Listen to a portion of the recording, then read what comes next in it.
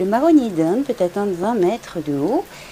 Ses grandes feuilles opposées à 5 ou 7 folioles ont un long pétiole et puis le fruit que voici est une capsule en fait épineuse, ça pique, renfermant de grosses graines à cajou qu'on appelle les marrons. Les grosses graines fraîches, donc les marrons, sont ramassées là dès le mois de septembre et tout l'automne.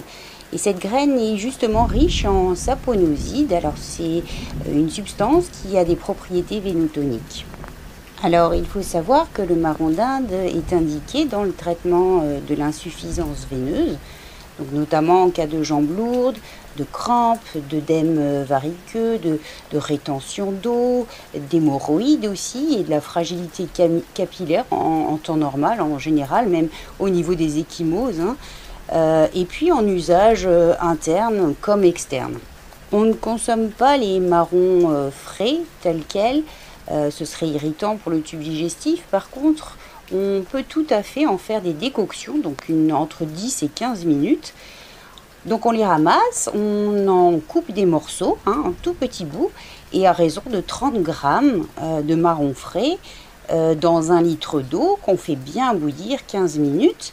On peut en prendre 2 tasses par jour entre les repas comme étant le vénotonique. Pour un cas d'hémorroïdes, on fait un petit peu plus, on prend 4 tasses par jour pendant 2 jours ou moins.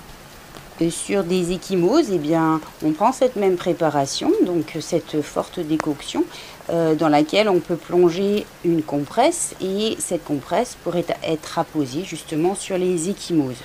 Étant donné que ça va faire circuler le sang, il est déconseillé pour des personnes, par exemple, qui sont sous anticoagulants, puisque ça va fluidifier en fait cette aire circulatoire. Enfin, pour info, on ne retire rien d'autre de la plante.